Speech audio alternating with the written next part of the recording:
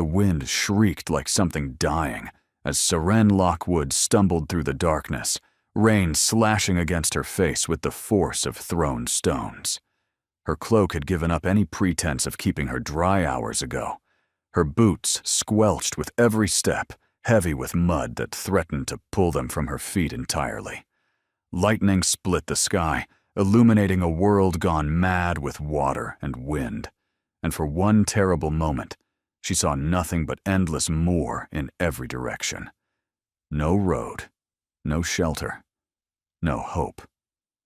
The driver had abandoned her at the crossroads when the storm first broke, shouting something about his horses and his own skin. He'd tossed her valise into the mud and whipped the carriage away before she could even protest. That was 2 hours ago, or 3. Time had lost meaning in the howling darkness. Another flash of lightning. And there, finally, lights. Warm, golden windows glowing through the tempest, like beacons calling a ship to shore. The neighboring estate, it had to be. Thornbury Manor, where Miss Seren Lockwood was expected to begin her position as governess to Lady Pemberton's 3 daughters. She was late, soaked, ruined, but alive if she could just reach those lights. Serene forced her legs to move faster, though every muscle screamed in protest. The path beneath her feet became gravel, then stone. The lights grew larger. The shape of the house emerged from the rain, and something in her exhausted mind registered that it seemed larger than the modest manor house described in Lady Pemberton's letters. Much larger. But she was past caring. The door was massive, dark oak with iron fixtures that gleamed wetly in the stormlight.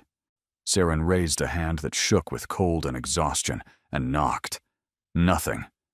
She knocked again, harder, the sound swallowed by thunder. Still nothing. Desperation clawed at her chest. She was going to die here, on this doorstep, because no one could hear her over the storm's fury. She would freeze or collapse, or simply dissolve into the rain like she'd never existed at all. She raised her fist one more time, and the door swung open.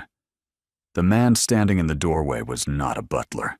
He was tall, broad-shouldered, and dressed in a white shirt and dark trousers that suggested he'd been in the middle of something when he'd heard her knocking. Dark hair fell across a forehead furrowed with irritation. His eyes were pale, gray or perhaps blue, and they assessed her with the warmth of winter ice. "What the devil?" he said, his voice low and sharp as a blade. "Are you doing on my doorstep?" Seren opened her mouth to explain, to apologize, to beg for shelter until the storm passed. But her body had other plans. The world tilted sideways, her legs buckled beneath her, and the last thing she saw before darkness claimed her was those cold eyes widening in surprise as he lunged forward to catch her. She woke to warmth. That was wrong. She should be cold. She should be dead, frozen on some stranger's doorstep. Instead, she was warm, wrapped in something soft, lying on something softer still. The air smelled of wood smoke and lavender, and something else, something masculine, cedar and sandalwood.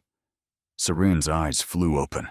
She was in a bed, a massive 4-poster bed with burgundy hangings and more pillows than she'd ever seen in one place. A fire crackled in an enormous hearth across the room. Candles flickered on a writing desk, a vanity, a small table beside the bed. And sitting in a chair by the fire, watching her with those unsettling pale eyes, was the man from the doorway. "You're awake."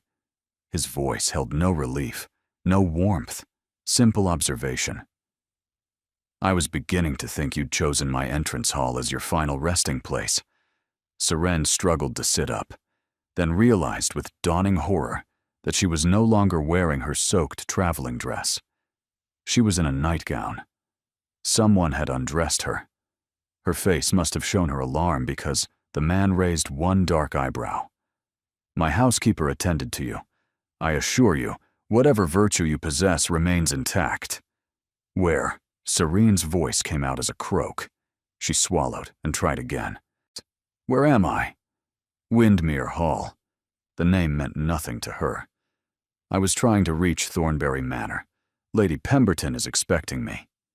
Something flickered across his face. Thornbury is 4 miles east of here. You came in entirely the wrong direction. 4 miles. In this storm, it might as well have been 400. I have to. Serene pushed back the covers, trying to rise, but the room spun dangerously. Lady Pemberton will think I've abandoned the position. She'll hire someone else. I need to. You need to lie down before you collapse again. He hadn't moved from his chair, but his voice carried an authority that made her pause. The storm won't break until morning at the earliest. The roads are rivers of mud. Even if I wanted to send you away, which I'm increasingly tempted to do, it would be impossible. I can't stay here. You have no choice. They stared at each other across the firelit room, this strange cold man, and the drowned stranger who'd appeared on his doorstep. Serene was acutely aware of how she must look, hair tangled and wild, borrowed nightgown pooling around her too thin frame, eyes probably red-rimmed with exhaustion. "Who are you?" she asked. Before he could answer, the door burst open. "Corvin, is she awake?" "Oh, wonderful, she is."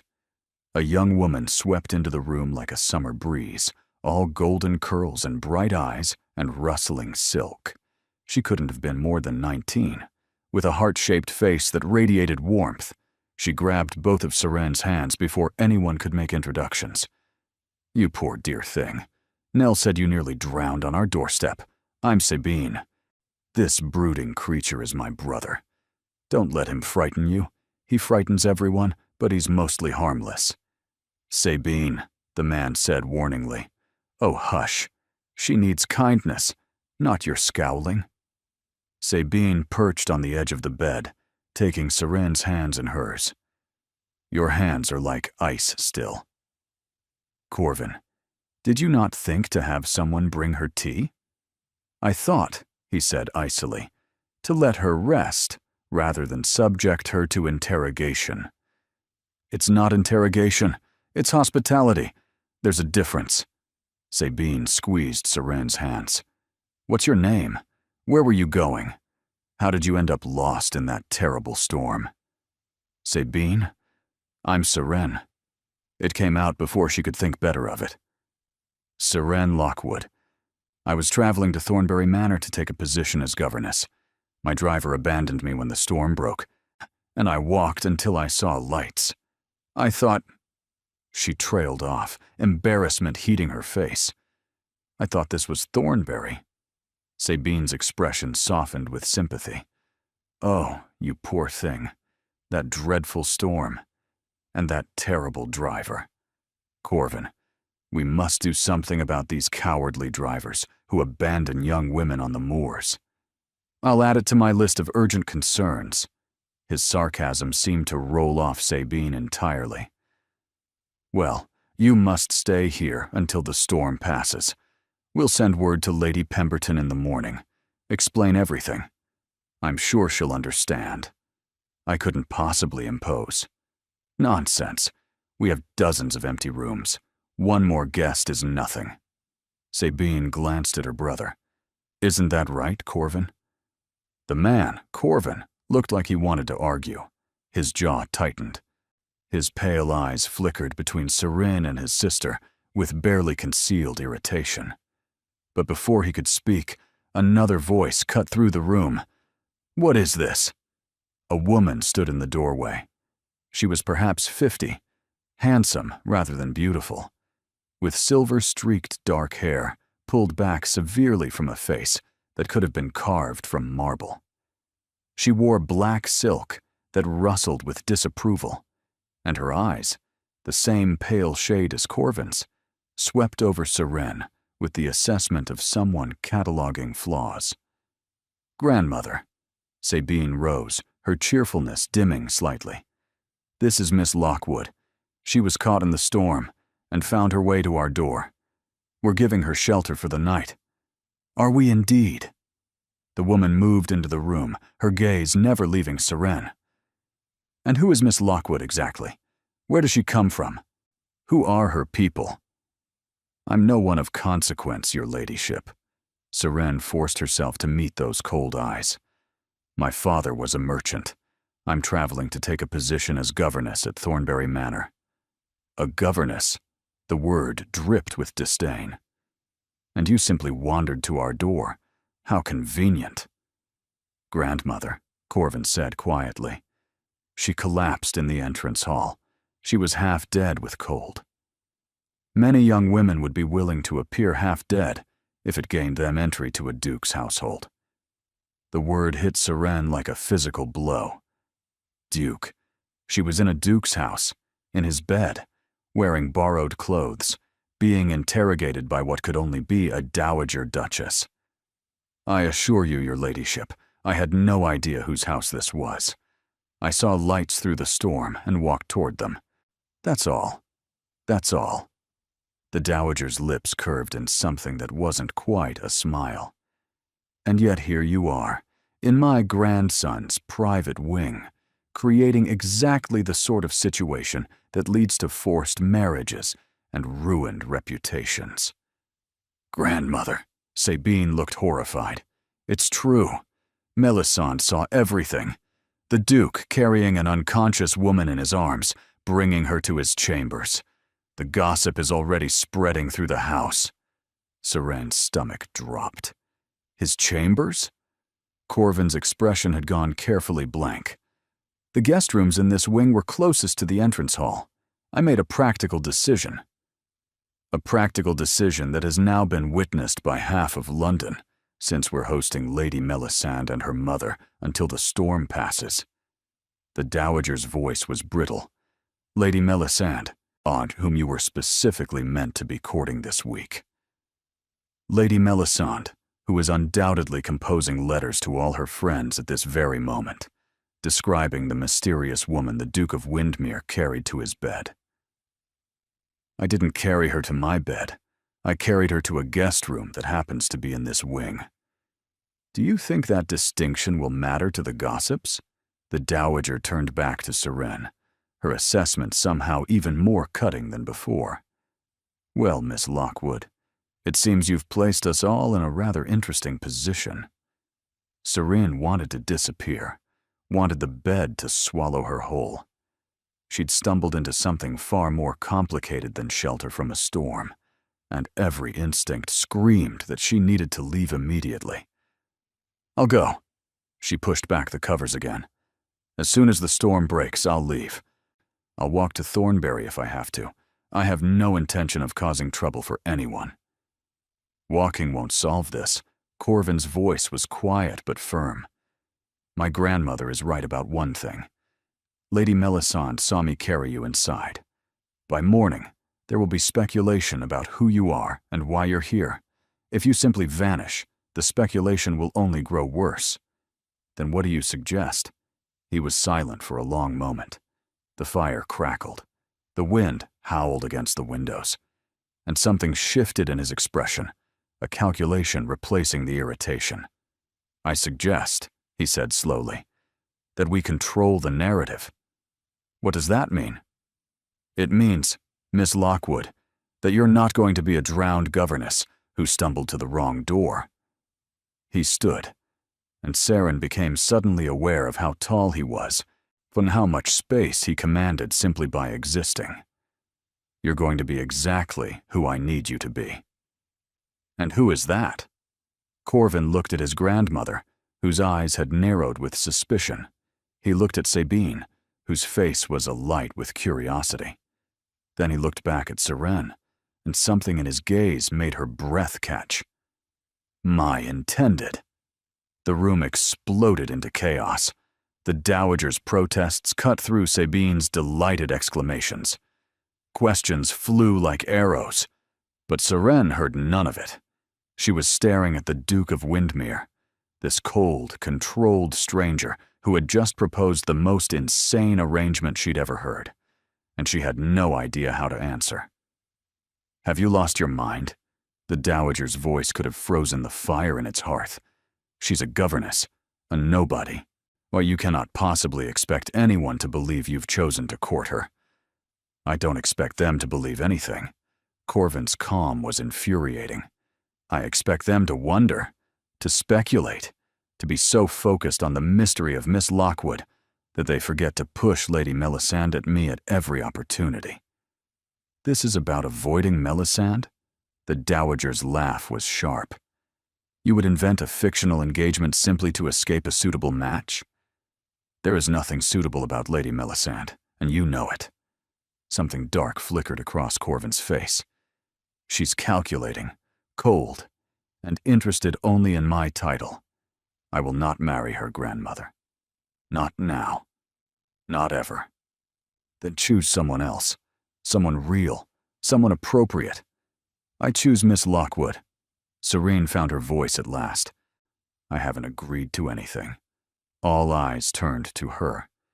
She was still sitting in the massive bed, still wearing a borrowed nightgown, still looking like something the storm had dragged in.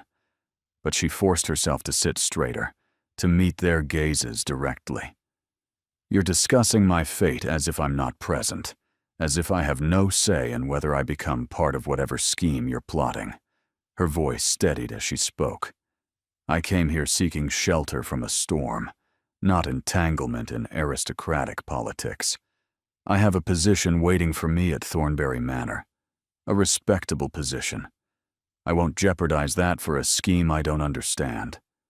Corvin studied her with something that might have been respect. What would it take to gain your cooperation? Nothing. I don't want to cooperate. I want to leave, find Lady Pemberton, and begin the life I actually planned for myself. And if Lady Pemberton has already heard rumors about the woman the Duke of Windermere carried to his chambers? Corvin's voice was soft, but pointed. Do you think she'll hire a governess with that kind of scandal attached to her name? The truth of his words landed like a blow. Serene's stomach twisted. He was right. Even innocent association with scandal could destroy a woman's prospects, especially a woman who depended on her reputation for employment. That's not fair. No, it isn't. He moved closer, stopping at the foot of the bed. But it's reality. The gossip has already begun. Lady Melisande will ensure it spreads. Your choices now are limited, Miss Lockwood. You can flee back to Thornbury and hope Lady Pemberton is more open-minded than most, or you can remain here under my protection while we craft a story that leaves your reputation intact. What story could possibly accomplish that? Sabine bounced on her feet, unable to contain her enthusiasm. Oh, it's brilliant, actually. If Corvin presents you as someone he's been secretly corresponding with, someone he invited here to meet the family, then your presence becomes romantic instead of scandalous. But that's a lie. A useful lie. Corvin's gaze held hers. One that protects us both. Both. You from ruined prospects, I from my grandmother's relentless campaign to see me married to Lady Melisande. The dowager made a sound of disgust. This is madness. She has no breeding, no connections, and no fortune. Even pretending to court her will damage your standing. My standing can survive a brief entanglement with a charming mystery. Corvin's smile didn't reach his eyes. What it cannot survive is another year of Melisande's machinations and your endless pressure to make a match I find intolerable. Serene watched the battle of wills between grandmother and grandson, understanding slowly dawning. This wasn't about her at all. She was a pawn, a convenient tool in a larger game she couldn't fully see. She should be offended. She was offended. And yet, some small practical part of her brain was calculating possibilities. If she fled to Thornbury now, with gossip already swirling, she would likely lose the position. She'd be stranded, penniless, with no references and a scandal attached to her name. If she stayed, played this strange game, she might emerge with something better. connections, references from a duke's household. A story that painted her as desirable rather than desperate. It was manipulation. It was madness. And it might be her only option. "How long?" she asked. Corvin's expression sharpened with interest. "How long would what take? This pretense, how long would I need to maintain it? The house party ends in a fortnight. After that, we could stage a graceful parting, a mutual decision that things wouldn't suit. No scandal, no harm, and you leave with letters of recommendation that would open any door in England. Letters of recommendation from a duke, and from my sister, from the household staff, from anyone you like." He stepped closer still, and Saren caught again that scent of cedar and sandalwood. "I'm offering you an opportunity, Miss Lockwood, a chance to transform disaster into advantage. All you have to do is play a role for 2 weeks. And in return, you avoid marrying Lady Melisande. Among other things." There was something in his voice, some shadow beneath the words. He wasn't telling her everything. But then, she wasn't telling him everything either. "I need time to think." "You have until morning." He turned toward the door. "I'll send Nell with tea and something to eat. The storm should continue through the night, so you needn't worry about running off into the darkness. Get some sleep, Miss Lockwood. Tomorrow will require all your strength." He left without waiting for a response.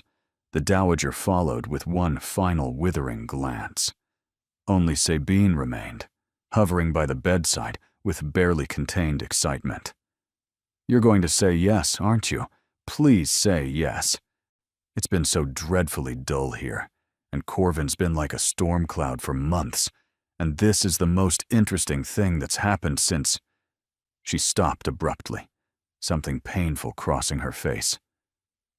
"Since what?" Saren asked gently. "Since our father died." Sabine's brightness dimmed. 6 months ago. Corvin hasn't been the same. He runs the estate, attends Parliament, and does everything a duke should do. But he's not really here. He's somewhere else, somewhere I can't reach." Saren thought of her own father, who had retreated into silence after his business collapsed. Different circumstances, same result. A man present in body, but absent in spirit. "I'm sorry for your loss." "Thank you." Sabine managed a small smile. "I shouldn't be telling you this. We've only just met. But something about you seems trustworthy. Like you understand loss." "I do." Sabine reached out and squeezed her hand. "Say yes tomorrow. Not for Corvin's sake. Not for mine. For yours. Whatever brought you to that governess position, whatever made you travel alone in a storm, you deserve better than that. This could be your chance." After Sabine left, Saren sat in the massive bed, watching the fire burn low, thinking about chances and choices and the strange turns life could take. Nell arrived with tea and cold meat and cheese. A round-faced girl with kind eyes, she chattered cheerfully about the house, the storm, Lady Sabine's goodness, and the Duke's tragic brooding. Saren listened without really hearing, her mind spinning through possibilities. When she finally blew out the candles and settled into the pillows, the storm still raged against the windows. Somewhere in this vast house, a duke was planning to use her as a shield against an unwanted marriage. A dowager was plotting her removal. A mysterious Lady Melisande was spreading gossip that could destroy her. And tomorrow, Saren would have to choose. She fell asleep to the sound of thunder, dreaming of doors and storms and a pair of pale eyes that saw too much. When she woke, the decision had already made itself. Morning light filtered through heavy curtains, weak and gray, but unmistakably present. The storm had faded to steady rain, the wind's howl reduced to occasional gusts. Saren lay still for a moment, orienting herself. The burgundy hangings, the cold hearth, the borrowed nightgown. Not a dream, then. All of it real. She rose and found that Nell had laid out clothes sometime in the night. A morning dress of soft blue muslin, clearly too fine for a governess, but modest enough to be appropriate. Undergarments, stockings, even slippers that fit reasonably well. "Lady Sabine sent them, miss." Nell appeared in the doorway, already cheerful despite the early hour. "She said you're nearly her size and shouldn't have to face the day in wet traveling clothes." "That's very kind." "Lady Sabine is always kind." Nell helped her dress with practiced efficiency. "It's the Duke who's difficult. Though," she lowered her voice conspiratorially, "he wasn't always. Before his grace passed, young Master Corvin used to laugh. Used to ride out at dawn just for the pleasure of it. Used to—" She stopped, catching herself. "Forgive me, miss.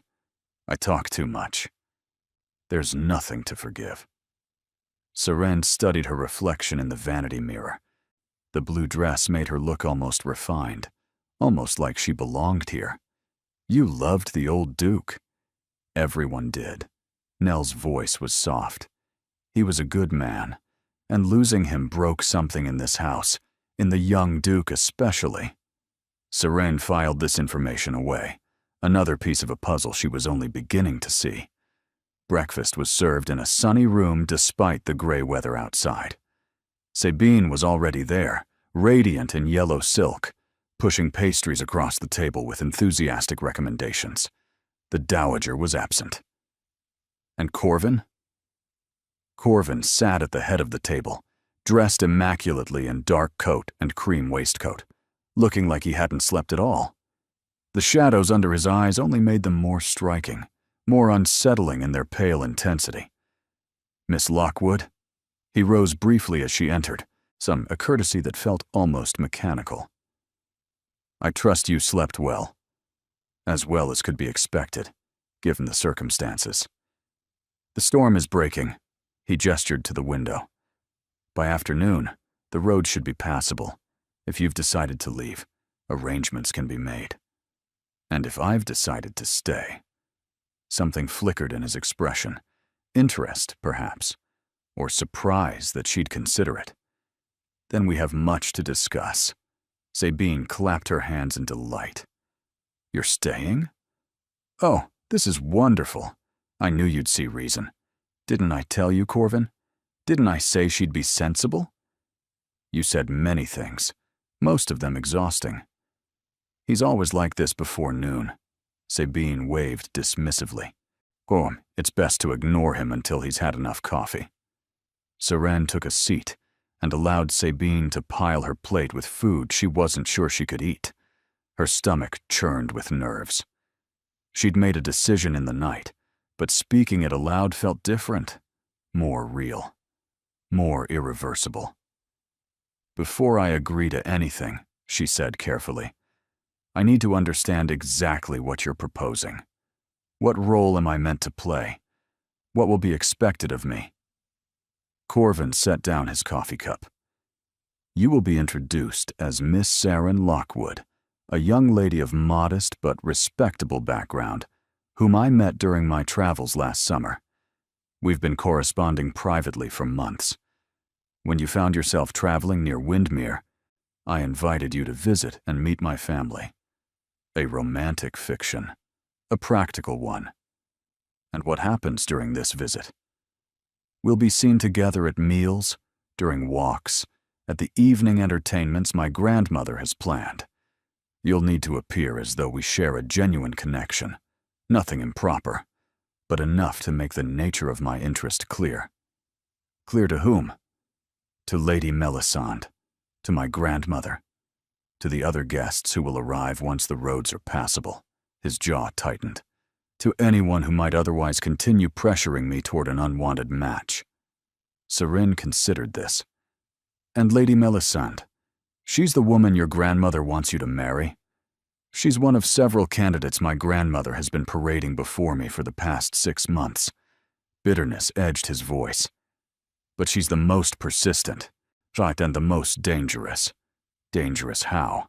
Corvin and Sabine exchanged a glance, that communicated something Seren couldn't read. "Melisande is clever," Sabine said finally. "Clever and patient and utterly ruthless. She's been positioning herself as the obvious choice since before Father died. Now that Corvin is Duke, she's intensified her campaign. Why? If he doesn't want her, why persist? Because the Dukedom of Windmere is one of the oldest and wealthiest in England." Corvin's voice was flat. "Because marrying me would make her one of the most powerful women in society. Because my feelings are irrelevant to her calculations." "And your grandmother supports this match?" "My grandmother supports security. Legacy. The continuation of a title that stretches back 300 years. He looked toward the window, on his profile sharp against the gray light. "She doesn't care if I'm happy, only that I fulfill my duty." The words echoed something inside Seren, her own mother, working fingers to the bone to ensure her children survived. Her brother Phineas, chasing schemes and dreams that never materialized. Her father, retreating further into himself with each passing year. Duty and survival, and the weight of expectations that crushed everything soft and hopeful. "I have conditions," she said. Corvin's eyebrow rose. "Do you?" "3 of them. If you accept, I'll play your role. If not, I'll leave this afternoon." Something shifted in his expression. Respect, perhaps. Or amusement. "Name them." "First, my family must be informed properly, not through gossip or rumor. I want a letter delivered to my mother, explaining that I've accepted a position as Lady Sabine's companion for the remainder of the season. Not the truth, but something respectable. Something that won't cause her worry." "Done." "Second, when this ends, I want references. Letters that will help me secure proper employment. Not just from you, but from Lady Sabine, from anyone in society whose word carries weight." Sabine nodded eagerly. "I'll write you the most glowing recommendation anyone's ever seen. You'll have your pick of positions." "And third?" Corvin asked. Seren met his eyes directly. "The moment you decide to pursue a real match, whether with Lady Melisande or anyone else, this ends immediately. I won't be used as a shield while you court someone behind my back. I won't be made a fool." The silence stretched between them. Sabine looked between them with wide eyes. Even the servants seemed to hold their breath. "You have my word." Corvin extended his hand across the table. "All 3 conditions.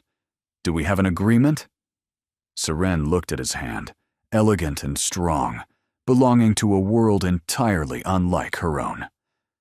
Then she looked at Sabine, practically vibrating with excitement. Finally, she looked at the gray rain beyond the window, at the road that led to Thornbury, and a life of obscurity. She took his hand. "We have an agreement." His grip was warm and firm, and when he released her, she felt the absence of that warmth like a loss. "Excellent." Corvin stood. "Now, if you'll excuse me, I need to prepare for our first public appearance. My grandmother has requested your presence in her sitting room at 10 o'clock sharp. I suggest you spend the next hour fortifying yourself." He left, and Seren stared after him. "Fortifying myself?" Sabine's smile was sympathetic. "Grandmother can be intense. She's going to test you, push you, try to find weaknesses.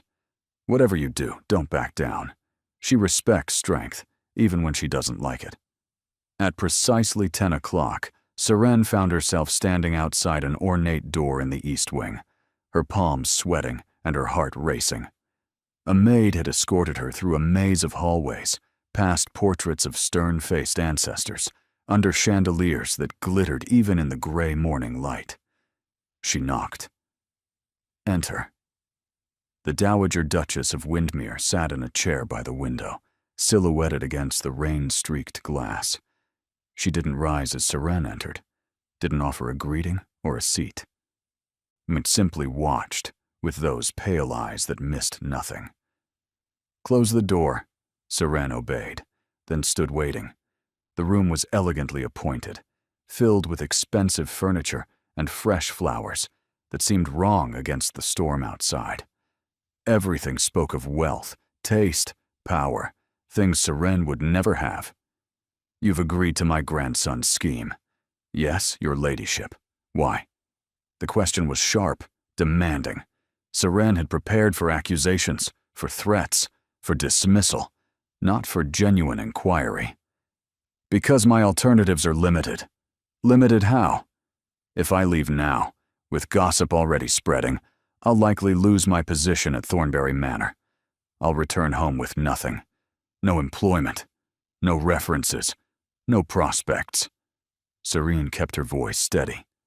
"Your grandson offers me a chance to emerge from this situation with my reputation intact and my future secured. It would be foolish to refuse." The dowager's eyes narrowed.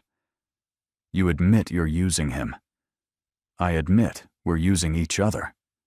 Seren met her gaze directly. "He needs a shield against Lady Melisande. I need protection until I can establish myself elsewhere. It's a transaction, nothing more. You're remarkably honest. Would you prefer I lie?" Silence fell between them, sharp as breaking glass. The dowager studied her with an intensity that made Seren want to squirm, but she forced herself to remain still. "Sit," the dowager said finally, gesturing to a chair opposite hers. Seren sat. "Tell me about your family. Not the polished version, the truth." So Seren told her. About her father's failed shipping business, not destroyed by a partner's betrayal. About the years of slow decline, moving to smaller houses, selling possessions one by one. About her mother's quiet strength and her brother's endless schemes. About applying for the governess position, because it was the only door that opened. The dowager listened without interruption. When Seren finished, silence hung in the air like smoke. "You're poor," the dowager said flatly. "Respectable poverty, but poverty nonetheless. No connections, no fortune, no prospects beyond domestic service. Yes, your ladyship. And yet my grandson has decided to present you as a potential match." The dowager's voice dripped with skepticism. "A governess playing duchess." "I'm not playing duchess. I'm playing a young woman your grandson is courting. There's a difference." "Is there?" The dowager leaned forward. "Let me tell you what will happen, Miss Lockwood. You'll spend the next fortnight wearing beautiful gowns and eating fine food and pretending you belong in a world that will never accept you. My grandson will be attentive, charming even, because he's very good at performing when he chooses to be. And you'll start to forget this is a performance. You'll start to hope. I won't. Everyone does. It's human nature." The dowager rose, moving to the window. "My concern is not for you, girl. You'll survive. You're clever and adaptable. My concern is for Corvin." That was not what Seren expected. "Your Grace?" "My son died 6 months ago." The dowager's voice held no emotion, but her knuckles were white where they gripped the window frame. "A sudden illness. Corvin was in London on parliamentary business. No, he didn't make it back in time to say goodbye. He's been somewhere else ever since, performing his duties, managing the estates, attending Parliament. But not here. Not really here." Seren didn't know what to say. "I want him to marry," the dowager continued. "Not because it's his duty, though it is. Not because he needs an heir, though he does. I want him to marry because I want him to live again, to feel something beyond duty and grief. Lady Melisande is suitable, yes, but she's also vapid and self-absorbed. She'd bore him within a month. Then why push the match? Because he won't choose for himself. He'll bury himself in account books and estate improvements until he's 40 and alone, and then wonder why life feels empty." The dowager turned, her gaze sharp. You, Miss Lockwood, are a disruption, an unknown variable. You might bore him just as thoroughly as Lady Melisande would, or you might surprise me. Seren stood, meeting the older woman's eyes. I'm not trying to trap your grandson into marriage, Your Grace. This is a business arrangement, nothing more. We'll see. The dowager moved toward the door, then paused. One more thing. If you hurt him, if you manipulate him, or try to exploit his grief, I will destroy you. I don't care how sympathetic your circumstances are. Do we understand each other? Perfectly, Your Grace. The dowager nodded and swept from the room, leaving Seren alone with her racing heart and the unsettling realization that she'd just been given both a warning and a benediction.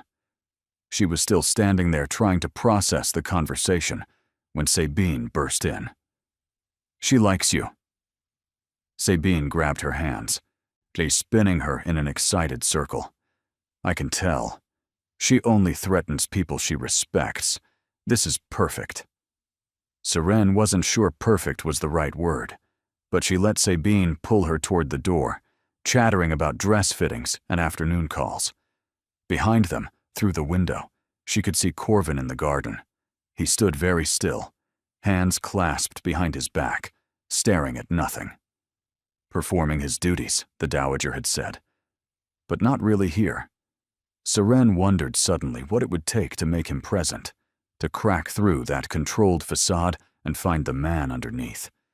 Then she pushed the thought away. This was temporary, a performance, nothing more. She repeated it like a prayer as Sabine dragged her toward the waiting carriage. Nothing more. The dressing room was larger than the entire upper floor of Seren's family home. Mirrors covered 3 walls, reflecting endless versions of herself, back in dizzying multiplication. Wardrobes lined the 4th wall, their doors thrown open to reveal cascades of silk and satin and velvet in every color imaginable. These were our mothers, Sabine explained, running her fingers along a row of gowns with reverent tenderness. Father kept everything. He couldn't bear to part with them. After he died, Grandmother wanted them donated or sold, but Corvin refused. They're beautiful. They're yours, for the fortnight at least. Sabine pulled out a gown of deep emerald silk that shimmered like water in candlelight. This one for the welcome dinner tomorrow. The color will make your eyes extraordinary. Seren touched the fabric, softer than anything she'd ever worn. I can't possibly. You can, and you will. Sabine's tone brooked no argument. If you're going to convince anyone that my brother is courting you, you need to look the part. Lady Melisande will arrive dripping in diamonds and the latest Paris fashions. You need to hold your own. Hold my own against diamonds? Against everything she represents. Sabine's expression grew serious. Melisande isn't just wealthy, Seren. She's cunning. She's been maneuvering toward Corvin for years, cultivating connections, collecting secrets, positioning herself as the obvious choice. When she sees you, she'll assess every weakness, every vulnerability, and every possible angle of attack. You make her sound like a general preparing for war. That's exactly what she is. Sabine pulled out another gown, to this one a soft rose that caught the light like dawn. For the garden party. And this, she extracted a striking midnight blue. For the final ball. You'll need morning dresses, afternoon dresses, riding habits. Riding habits? I don't ride. Then we'll teach you. Sabine grinned. Corvin's an excellent horseman. Perhaps some private lessons are in order. The suggestion hung in the air, loaded with implications Seren pretended not to notice. The next hours passed in a blur of fabric and fitting. A seamstress appeared, summoned from the village with promises of generous payment. She measured and pinned and tutted over Seren's modest figure, declaring that good bones made up for lack of curves. Sabine chattered throughout, a constant stream of information about the guests who would arrive, the events planned, the politics Seren would need to navigate. Lord and Lady Ashworth, harmless. He collects butterflies. She collects gossip, but never uses it maliciously. The Hartley twins. 17, giggling, obsessed with romance novels. They'll adore you the moment they hear you're being courted by a duke. Anyone I should avoid? Sabine's brightness flickered. Lord Vance. He's Melisandre's cousin. Charming on the surface, but something cold underneath. He watches people too closely. Remembers too much. And Lady Melisandre herself? Don't avoid her. That would look like fear. Sabine handed her a pair of silk gloves to try. Engage with her. Be polite, but not deferential. Let her see you're not intimidated. Even if I am. Especially then. Sabine squeezed her hand. Fear is only fatal if you show it.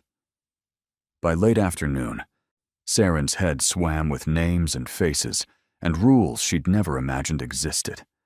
Which fork for which course. When to speak and when to listen. How to accept a compliment without seeming proud. How to deflect an insult without seeming weak. It's exhausting, she admitted, collapsing into a chair in Sabine's private sitting room. How do you manage it every day? Practice, and the knowledge that most of them are just as terrified as you are. Sabine poured tea with practiced grace. Society runs on performance, everyone pretending to be more confident, wealthier, happier than they actually are. The secret is realizing you're not the only fraud in the room. That's oddly comforting. Isn't it? Sabine smiled. Now, there's one more thing we need to discuss. Corvin. Serene's stomach tightened. Oh, what about him? You'll need to seem comfortable with him, familiar, like you've been exchanging letters for months and finally meeting in person. Sabine set down the teapot. That means knowing things about him. Small details that would come up in correspondence. Such as? His favorite book is Aristotle's Ethics. He reads it when he can't sleep, which is often. He takes his coffee black with no sugar. He has a scar on his left hand from a childhood accident involving a hunting knife. He hates dancing, but does it well, because father insisted on lessons. Seren absorbed this information, each detail adding dimension to the cold stranger who'd caught her when she collapsed. What else? He loved our mother, though he barely remembers her. He blames himself for father's death, though it was a fever that took him, saw nothing anyone could prevent. He hasn't laughed, truly laughed, since the funeral. That's not something that would come up in letters. No. Sabine's voice softened. But it's something you should know anyway. My brother is not cold, Seren. He's wounded. There's a difference. Before Seren could respond, a knock interrupted them. A footman entered with a small wrapped package. For Miss Lockwood, from His Grace. Sabine's eyebrows rose as Seren took the package. It was light, rectangular, wrapped in brown paper with no note attached. Open it, Sabine urged. Seren unwrapped it carefully. Inside lay a small leather journal, its cover worn soft with age. She opened to the first page and found an inscription in faded ink. To my son Corvin, on his 16th birthday. May these pages hold your thoughts as I have held your heart. On ever, your loving father. Her breath caught. This is his journal, or rather, the journal father gave him. Sabine looked equally surprised. He's never shown it to anyone, not even me. Beneath the inscription, in fresher ink, Corvin had written a note. Miss Lockwood, these are the thoughts I've never shared. If you're to play the role of someone who knows me, perhaps you should actually know me. Read at your discretion. Burn, if you prefer. Seren stared at the words, her chest tight with something she couldn't name. This was not the gesture of a cold, calculating man using her as a convenient shield. This was something else entirely. Something dangerous. "He trusts you," Sabine whispered. "I don't think he even realizes how much." Seren closed the journal carefully, tucking it into her pocket. She would read it later, in private, when she could process whatever she might find. But already, something had shifted. Already, she was beginning to see past the ice to whatever burned beneath. The guests arrived in a parade of carriages that churned the gravel drive into chaos. Seren watched from her window as lords and ladies emerged, their voices carrying up through the gray afternoon like the chatter of exotic birds. And then, in a carriage of polished black drawn by matched white horses, Lady Melisande Vance made her entrance. She was beautiful. That was the first thing Seren noticed, and the most devastating. Golden hair coiled elaborately beneath a hat trimmed with peacock feathers. Porcelain skin unmarked by sun or worry. A traveling costume of deep violet that probably cost more than Serene's family earned in a year. She moved across the courtyard with the confidence of a woman who had never doubted her place in the world. Behind her followed a tall man with the same golden coloring, his smile sharp as a blade. Lord Vance, the cousin Sabine had warned her about. "Don't let her intimidate you," Sabine said from behind her. "Beauty fades. Character doesn't." "Easy to say when you're beautiful yourself," Sabine laughed. "Come, time to dress. The welcome dinner begins in 2 hours, and you need to be ready." The emerald gown fit perfectly, the seamstress's hasty alterations invisible to anyone who didn't know to look. Nell arranged Seren's dark hair in an elaborate style, weaving through it a ribbon of gold that matched the embroidery at her hem. Small emerald earrings, borrowed from Sabine, completed the transformation. Seren barely recognized herself. "I'm stunning," Sabine declared. "Absolutely stunning. Melisande will choke on her soup." Is that the goal? It's certainly a bonus. They descended the grand staircase together, Sabine's hand steady on Seren's arm. The entrance hall had been transformed with flowers and candles, their light casting warm shadows across marble floors. Guests clustered in groups, their conversation a low murmur of anticipation. And there, at the center of it all, stood Corvin. He was devastating in formal evening wear, the dark fabric making his pale eyes seem almost silver. He stood with the Ashworths, his expression politely attentive, but when he saw Serene on the stairs, something flickered across his face. He excused himself and crossed to meet them. "Miss Lockwood?" His voice was carefully neutral, but his eyes traveled from her hair to her hem and back again. "You look appropriate," she offered, remembering his terrible compliment from the first morning. His lips twitched, almost a smile. "Exceptional." Sabine made a small sound of approval. "Much better. I told you he could manage compliments when properly motivated." "Sabine," Corvin warned. I know. Behave myself." She released Seren's arm. "I'll leave you two to your performance. The Hartley twins are waving at me. Try not to scandalize anyone before dinner." She swept away, leaving Seren alone with Corvin in the crowded hall. He offered his arm with formal precision. "Shall we?" She took it, hyper-aware of the warmth of him through his sleeve, the solid strength beneath the fine fabric. "Your journal," she murmured as they walked. "Oh, I don't know what to say." "Then say nothing. It was merely practical." "Was it?" He didn't answer, guiding her instead toward a cluster of guests who watched their approach with undisguised curiosity. "Lord Ashworth, Lady Ashworth.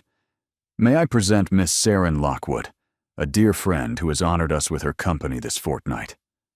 The introductions blurred together. Names and faces, and polite exchanges that Seren navigated with careful attention to everything Sabine had taught her. She answered questions about her family with vague honesty, about her friendship with Corvin with practiced fiction. And all the while she felt eyes upon her. Lady Melisande watched from across the hall, her smile fixed, her gaze calculating. Lord Vance stood beside her, his attention equally focused, but somehow more unsettling. She's assessing you," Corvin murmured during a brief lull. "Trying to determine if you're a threat." "Am I? That depends entirely on how well you perform tonight." The dinner gong sounded, and guests began moving toward the dining room. Corvin offered his arm again, but before Seren could take it, a voice cut through the crowd. "Your Grace, how wonderful to see you." Lady Melisande glided toward them, violet silk rustling with each step. Up close, she was even more beautiful, her features perfect as a painted portrait. Her smile revealed teeth white as pearls. "Lady Melisande," Corvin's tone cooled several degrees. "I trust your journey was comfortable." "Tedious, but necessary." Her eyes slid to Seren. "And this must be the mysterious Miss Lockwood everyone is whispering about, the woman who arrived so dramatically during the storm. I'm afraid the drama was entirely unintentional. Wasn't it?" Melisande's smile sharpened. "How fortunate that the Duke was present to rescue you. He does love playing the hero." "I wasn't aware playing was involved." "Oh, everything with His Grace is a performance." Melisande linked her arm through Corvin's free arm, ignoring his subtle stiffening. "We've known each other since childhood, haven't we, Corvin? I probably know him better than anyone. I'm sure Miss Lockwood appreciates the context. I appreciate many things." Seren kept her voice pleasant. "Including your ladyship's kind welcome. Your gown is extraordinary. Paris, I assume." "Naturally," Melisande preened. "I couldn't possibly wear anything less." "Of course not. Quality is so difficult to find these days." Something flickered in Melisande's eyes. Recognition, perhaps, that the governess had claws. "Indeed." Melisande released Corvin's arm. "I look forward to becoming better acquainted, Miss Lockwood. I'm sure you have such interesting stories to share." She swept toward the dining room, Lord Vance falling into step beside her. "Well done," Corvin murmured. She wasn't expecting resistance. She wasn't expecting much of anything from a governess. "Which gives you an advantage," he guided her into the dining room. "Never let her see you coming." Dinner was an elaborate affair of 7 courses and constant conversation. Seren was seated between Lord Ashworth, who talked extensively about butterfly migration patterns, and one of the Hartley twins, who peppered her with questions about how she'd met the Duke. Was it terribly romantic? The girl's eyes were wide. Did you know immediately that he was special? Seren thought of collapsing in a stranger's entrance hall, of waking in an unfamiliar bed, of cold eyes and calculated bargains. "It was unexpected," she said honestly. "But yes, I knew immediately he was unlike anyone I'd ever met." Across the table, Corvin caught her eye. Something passed between them, an acknowledgement that she'd spoken true even while lying. After dinner, the party moved to the music room for entertainment. Lady Ashworth played competently. One of the Hartley twins sang sweetly, and then Lord Vance suggested dancing. "Surely His Grace will lead the first set," he said, his smile too sharp. "With his dear friend, Miss Lockwood." It was a trap, and Seren could feel it, though she couldn't see its shape. Corvin clearly felt it too, his jaw tightening almost imperceptibly. "Of course," he said smoothly, "if Miss Lockwood is willing." She took his hand, because refusing would look like fear.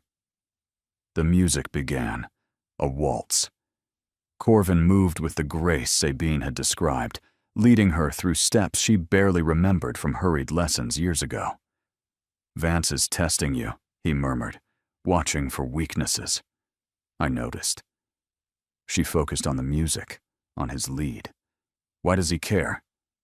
Because Melisande is his path to power. If she becomes Duchess, he becomes invaluable. If she fails... He turned her beneath his arm. He doesn't like to fail. Neither do I. Something warmed in his expression.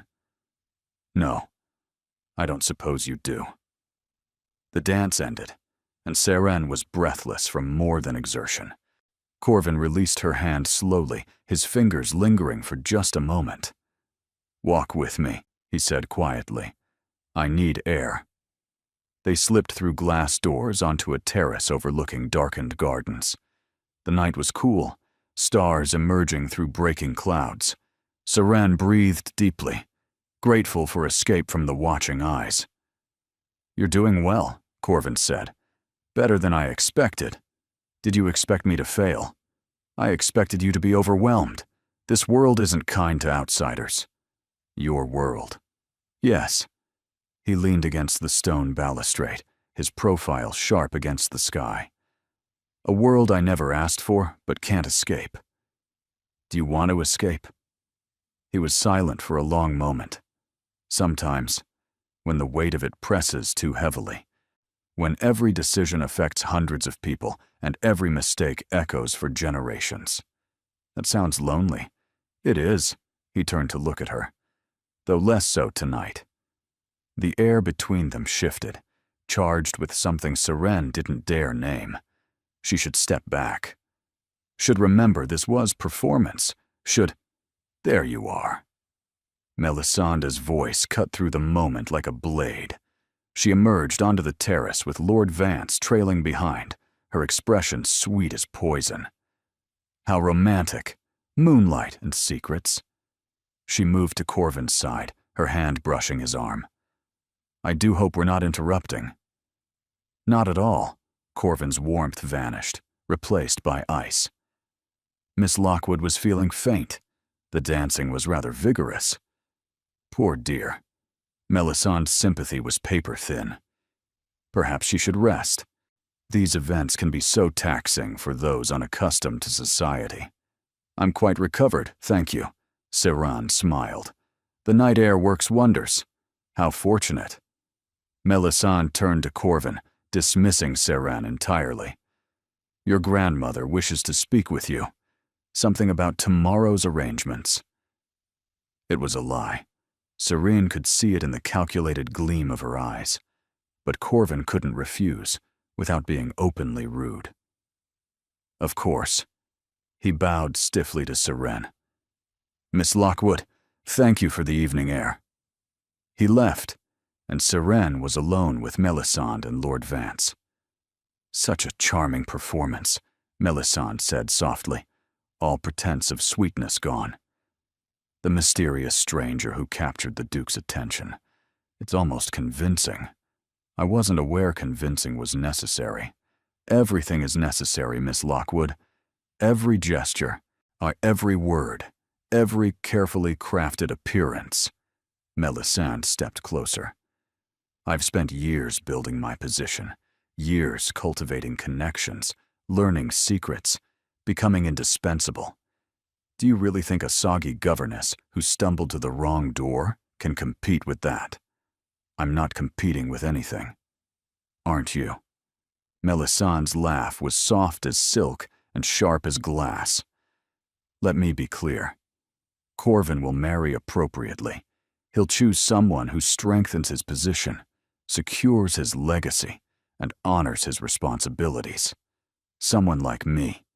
Whatever game you're playing, whatever you think you've won, it ends when I decide it ends. Does His Grace know you've already planned his future for him?" Something dangerous flashed in Melisandre's eyes. "His Grace will learn to appreciate what I offer. They always do." She swept back inside, Lord Vance following with one last, lingering look that made Seren's skin crawl. Alone on the terrace, Seren gripped the stone balustrade and tried to steady her breathing. Melisandre's threat echoed in her mind, each word a reminder of how precarious her position truly was. She was a governess, playing dress-up in a dead woman's gowns, pretending to belong in a world that would swallow her whole the moment she showed weakness. But she'd faced worse than society vipers. She'd survived poverty and loss, and the slow erosion of hope. She would survive this too.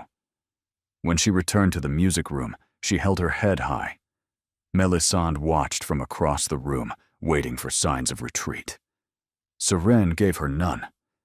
Sleep came in fragments, broken by dreams of cold eyes and colder words. Seren rose before dawn, on her borrowed nightgown damp with sweat, and spent the dark hours reading Corvin's journal by candlelight. His handwriting was elegant, but cramped, words pressed close together as if space itself was precious. The early entries were brief. Notes on books read, observations on estate matters, the occasional fragment of philosophy. But as the pages progressed, something changed. Father grows weaker. The doctors speak in careful euphemisms, but I see the truth they won't say. He's dying, and I'm supposed to care about crop rotations and tenant disputes, and the endless machinery of a dukedom I never wanted. Sabine doesn't see it yet. She still believes in hope. I can't bring myself to destroy that for her. The fever took him in the night. I was in London, Parliament, doing my duty while my father died alone, except for servants and a doctor who couldn't save him. I should have been here. I should have been here. Seren closed the journal, her eyes burning. The cold duke, the calculating aristocrat who used people as shields against unwanted marriages. That man had held his dying father's memory like a wound that wouldn't heal. She understood that kind of grief, the guilt of not being enough, not being present, not being able to change what couldn't be changed. Morning brought gray light and renewed determination. She dressed carefully, choosing a morning gown of soft cream that Sabine had deemed appropriate for informal occasions. When she descended to the breakfast room, she found Corvin already there, alone. Miss Lockwood. He rose briefly, his formality unchanged, despite the empty room. You're awake early. I couldn't sleep. Nor could I. He gestured to the seat beside him. The others won't appear for hours. Sabine rarely rises before 10, and the guests even later. Seren sat, acutely aware of the intimacy of sharing breakfast without chaperones. A servant appeared with tea and toast, then withdrew with practiced discretion. I read your journal, she said quietly. Corvin's hand stilled on his coffee cup. All of it? Enough. She met his eyes. I'm sorry about your father. He was silent for a long moment, his expression unreadable. Then slowly, something in his features softened. He would have liked you, he said finally. He appreciated people who spoke directly, who didn't hide behind performance. Is that why you gave me the journal? Partially. He set down his cup. And partially because Melisande will dig for information. She'll try to find inconsistencies in our story, evidence that we haven't truly been corresponding for months. If you know me, really know me, those inconsistencies will be harder to manufacture. So it was strategic. It was necessary. He paused. But that doesn't mean it wasn't also. He stopped, seeming to catch himself. Also what? Nothing. He stood abruptly. I have estate matters to attend to. Sabine will keep you occupied until this afternoon's garden party. Remember what I told you about Vance. He'll be watching. He left before she could respond, leaving Seren alone with cold toast and a dozen questions. The day passed in a blur of activity. Sabine appeared at noon, bright and cheerful, whisking Seren through final preparations for the garden party. There were last-minute fittings, discussions of strategy, warnings about which guests to engage and which to avoid. But through it all, Seren's mind kept returning to Corvin's unfinished sentence. But that doesn't mean it wasn't also. Also what? Personal? Important? Real? She pushed the questions away. This was performance, transaction, nothing more, except his journal sat in her pocket, its weight a constant reminder that nothing about this was simple. Late afternoon found her in her room, changed into the rose gown for the garden party, when a knock interrupted her thoughts. Enter. It was Nell, carrying a small velvet box. "From His Grace, miss. He said you might need this for the party." Seren opened the box. Inside lay a necklace, a delicate chain of gold supporting a single pendant of amber that glowed like captured sunlight. It was his mother's," Nell said softly. "He's never given it to anyone." Seren lifted the necklace, feeling its weight. It was beautiful, but more than that, it was meaningful. A piece of the mother he barely remembered, offered to a woman he'd known less than a week. She should refuse. Should return it with a polite note about maintaining appropriate boundaries. Instead, she clasped it around her neck.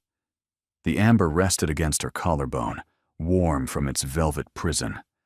When she looked in the mirror, it seemed to catch the light differently, seemed to belong there in a way that frightened her. "Miss," Nell said hesitantly, "are you all right?" Seren touched the pendant. "I don't know." And that was the terrifying truth. She no longer knew what this was becoming, or what she wanted it to be. The garden party sprawled across Windmere's manicured grounds like a living painting.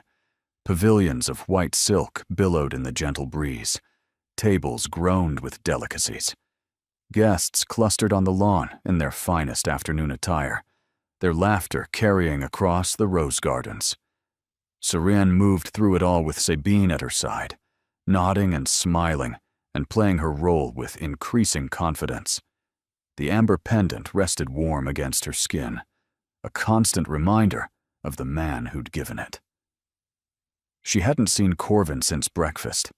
He was somewhere among the guests, performing his own role as gracious host. But she felt his attention like sunlight through clouds, aware of his gaze, even when she couldn't locate him. Miss Lockwood.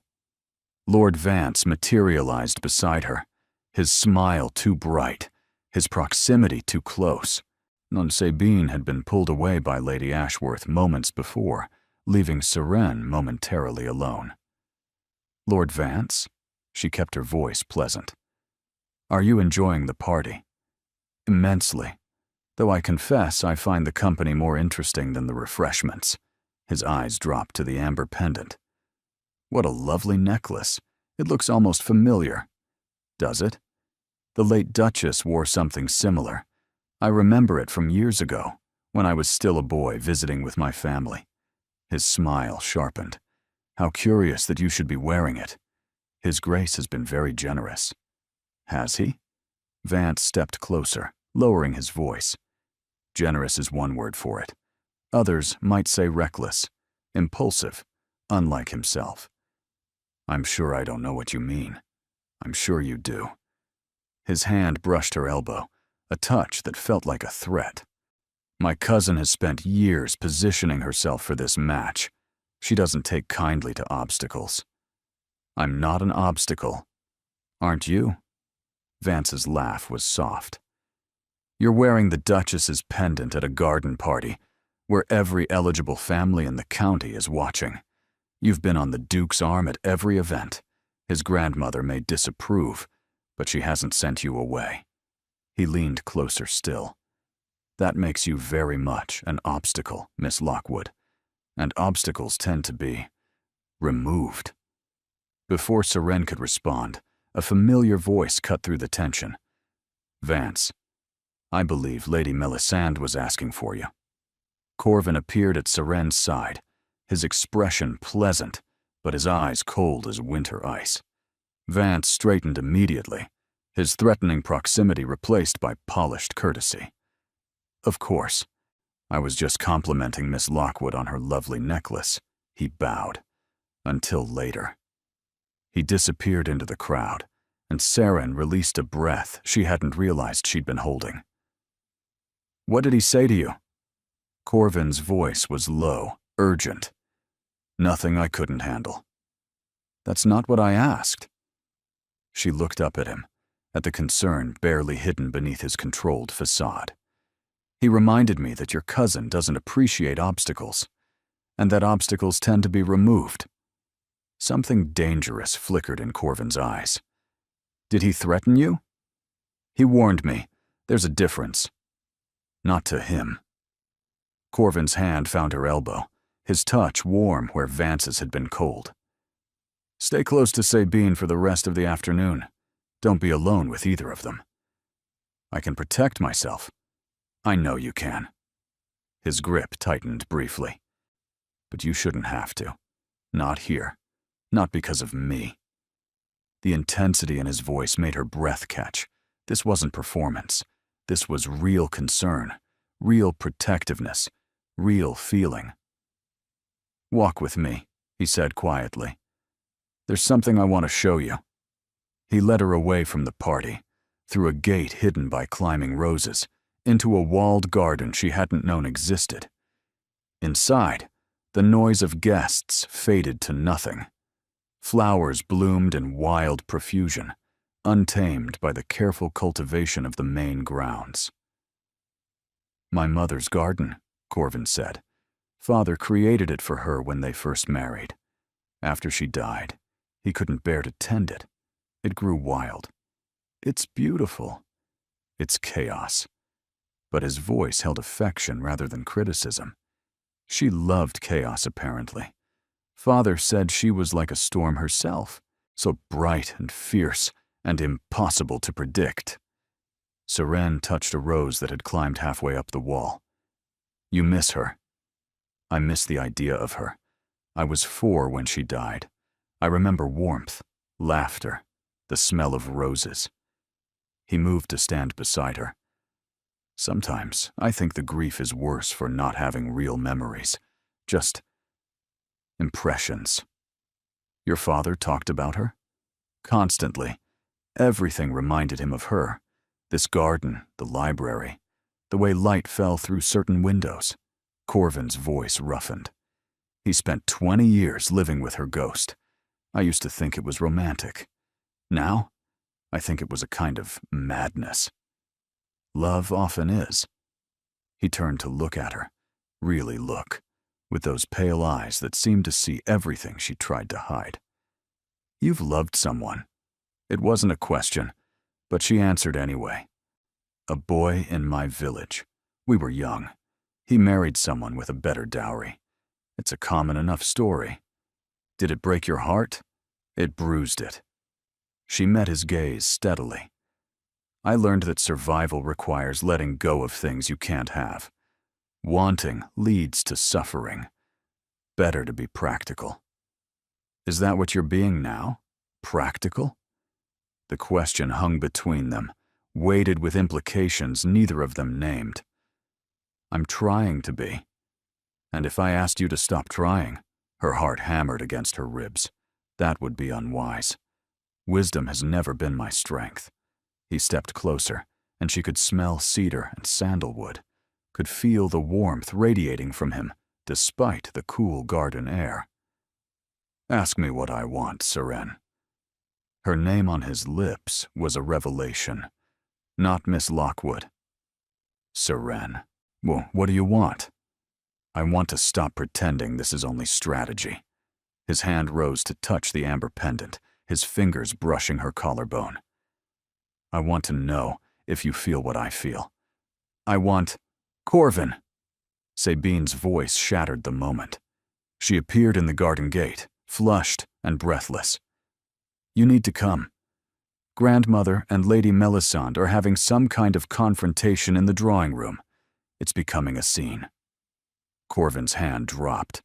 The warmth in his eyes cooled to ice. We'll continue this later, he said quietly. To Seren or to himself, she couldn't tell.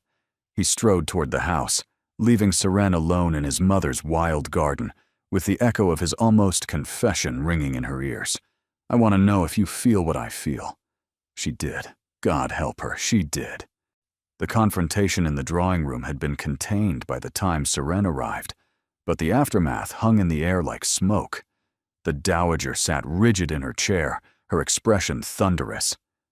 Lady Melisande stood by the window, her composure cracked but not broken, and Corvin stood between them, his voice low and dangerous.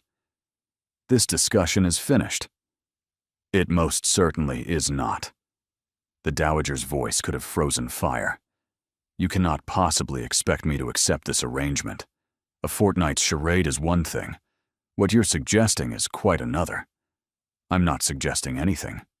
I'm informing you." "Informing me?" The dowager rose, her small frame vibrating with fury. "I am your grandmother. I held this family together, through your grandfather's death, through your mother's death, through your father's decline, and I have earned the right to be consulted, not informed. And I have earned the right to make my own choices." Corvin's voice hardened. "Father gave me that. He made me promise, on his deathbed, that I would not sacrifice my happiness for duty, that I would find someone who made me want to live, not just survive." Silence fell. Even Melisande seemed stunned by the revelation. "He was delirious," the dowager said finally. "Fever took his reason." "He was clearer than he'd been in months." Corvin's voice cracked. "He held my hand and begged me not to make his mistake, not to marry for advantage and spend decades regretting it. Your father loved your mother. My father loved a ghost. He told me that himself." Corvin turned to face his grandmother fully. "He said he'd been dead for 20 years without realizing it. That loving and losing had broken something that never healed. He wanted better for me." "And you think Miss Lockwood is better?" Melisandre's voice cut through, sharp with disbelief. "A governess with no connections, no fortune, nothing to offer but a pretty face and convenient timing. I think Miss Lockwood is honest." Corvin didn't look at her. "I think she sees me, not my title. I think she challenges me in ways you never could. You've known her a week. I've known you my entire life, and you've never once asked what I wanted, only what I could provide." The words landed like blows. Melisandre's composure finally shattered, her beautiful face twisting with rage. "This isn't over," she hissed. "You'll regret this, Corvin. You'll regret choosing some nobody over everything I could have given you." She swept from the room, nearly colliding with Seren in the doorway. Their eyes met for one frozen moment, hatred burning in Melisandre's gaze. Then she was gone, Lord Vance trailing behind her. The dowager sank back into her chair, suddenly looking every one of her years. "You've made an enemy today," she said quietly. "Melisandre doesn't forget. She doesn't forgive. Then she and I finally have something in common." Corvin moved to his grandmother's side, his anger fading into something softer. "I'm sorry for shouting, but I won't be moved on this. You truly care for her? This isn't simply rebellion against my meddling." "It isn't rebellion." Corvin's voice gentled. "And yes, I care for her. More than I expected. More than I intended." The dowager's eyes moved to Seren, still frozen in the doorway. "Come here, child." Seren approached on unsteady legs, her mind reeling from what she'd witnessed. "My grandson has just declared his intentions in front of witnesses who will spread this story across London by week's end." The dowager studied her with those sharp, pale eyes. "I hope you understand what that means."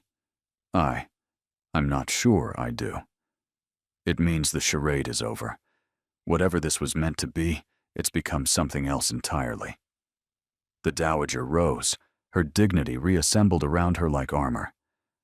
"I suggest you both consider very carefully what happens next." She left, and Seren and Corvin were alone. "I didn't mean for you to hear that," he said quietly. "Which part?" "Any of it." He moved closer. "I've handled this badly, from the beginning. You deserved honesty, and I gave you strategy. You deserved clarity. I don't. And I gave you games. What are you saying? I'm saying this stopped being pretense somewhere between the garden and this moment. He stood before her now, close enough to touch. I'm saying I don't want you to leave when the fortnight ends. I'm saying... He stopped, seeming to struggle for words. In the garden, Seren whispered, you asked if I felt what you feel. Do you?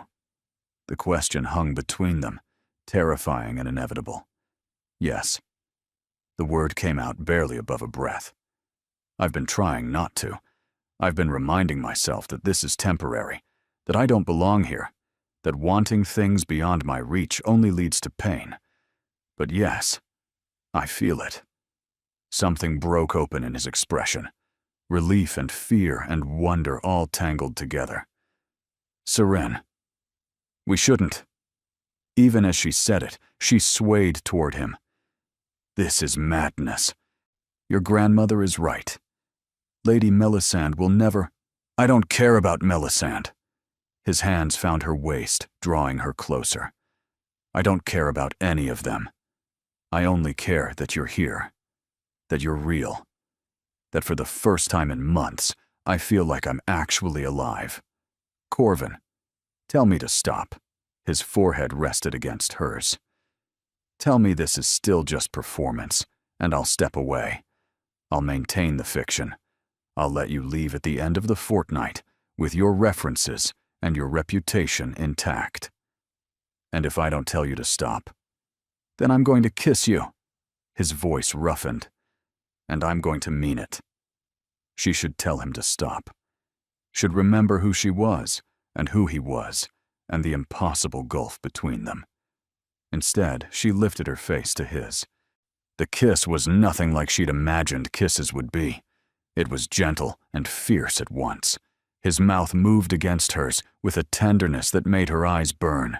His hands cradled her face like she was something precious. When they finally parted, both breathing hard, the world had shifted on its axis. I should let you go, he murmured against her lips. I should send you to Thornbury, with enough money to start a new life. I should stop being selfish.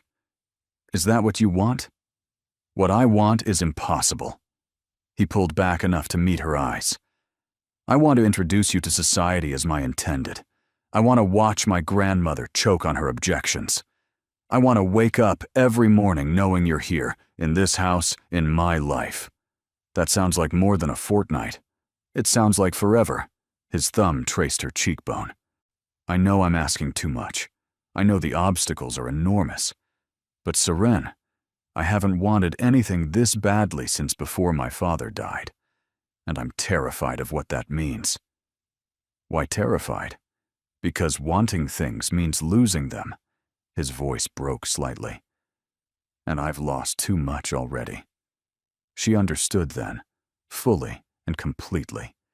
This wasn't a duke playing games with a convenient governess. This was a man who'd watched his father disappear into grief, who'd lost him before ever having the chance to say goodbye, who'd armored himself against feeling because feeling hurt too much. And somehow, impossibly, she'd slipped past that armor. We don't have to decide anything tonight, she said softly. We can take time, figure out what this is, what it could be. And tomorrow? The ball? Tomorrow we'll face it together. She kissed him again, soft and brief. Whatever comes. He held her for a long moment, his arms wrapped around her like she was the only solid thing in a shifting world. Then a clock chimed somewhere in the house, breaking the spell. You should rest, he said reluctantly. Tomorrow will require all your strength. Will you be all right? I don't know. His smile was fragile but genuine. But for the first time in months, I want to find out. Morning brought disaster. Seren woke to Nell's frantic knocking, the girl's face pale with barely contained panic. Miss, you must come. The Dowager's receiving room. Something's happened. She dressed quickly, her fingers fumbling with buttons, her heart racing with nameless dread. The corridor seemed longer than usual, every step bringing her closer to whatever catastrophe awaited. The receiving room was crowded. The dowager sat in her usual chair, but her face was ashen. Sabine stood nearby, tears streaming down her face. Corvin paced before the fireplace, his expression murderous. And there, in the center of it all, stood Lady Melisande. She held a sheaf of papers in her perfectly manicured hand, a smile of triumph curving her lips. "Ah, Miss Lockwood, how convenient. We were just discussing you. What's going on?" Serene looked to Corvin, but he wouldn't meet her eyes. "It seems Lady Melisande has been conducting research," the dowager said, her voice carefully controlled. "Into your background, your family, your history." Serene's blood turned to ice. "I found it curious," Melisande said sweetly, "that no one had ever heard of the Lockwood family. No mentions in any registry, no connections to any known lineage. So I made inquiries. Melisande, this is enough." Corvin's voice was dangerous. "It's barely beginning." Melisande's smile sharpened. "Did you know, Your Grace, that Miss Lockwood's father wasn't simply a failed merchant? He was convicted of fraud, spent 2 years in debtor's prison. The family changed their name afterward to escape the stigma." The room tilted. Serene gripped the doorframe, her legs threatening to give way. "That's ancient history," Sabine protested. "What does it matter what her father—" "It matters because she lied." Melisande's eyes glittered with triumph. She presented herself as respectable, as suitable, when in truth she comes from disgrace. Her brother has debts in 3 counties. Her mother takes in washing to survive. "That this woman," she gestured dismissively at Serene, "is not a fallen gentlewoman seeking honest employment. She's a con artist seeking to trap a duke into marriage." "That's not true." Serene's voice came out strangled. "I never tried to trap anyone. I never asked for any of this. Didn't you?" Melisande stepped closer.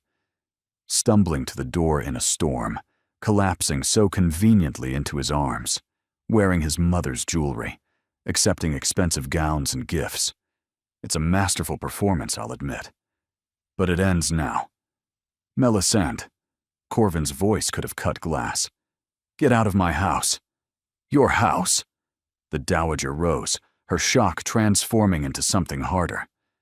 "This is my house, Corvin, and Lady Melisande is my guest. She's attacking an innocent woman with gossip and speculation. She's presenting facts." The dowager's gaze moved to Serene. "Is any of it true? Your father's conviction? The changed name?" Serene felt tears burning her eyes, but she refused to let them fall. "My father made a mistake. He trusted the wrong partner. He paid for it. And so did we all. But that doesn't make me a fraud or a con artist." "It makes you unsuitable." The dowager's voice was cold. "I warned you, Miss Lockwood. I told you from the beginning that you didn't belong here. Now you see why." "Grandmother," Corvin started. "Enough." The dowager raised her hand. "This attachment ends now. Whatever you feel for this woman, it's based on deception. She is not who she presented herself to be. She's exactly who she presented herself to be." Corvin moved to Serene's side, his hand finding hers. "A woman of modest circumstances doing her best to survive.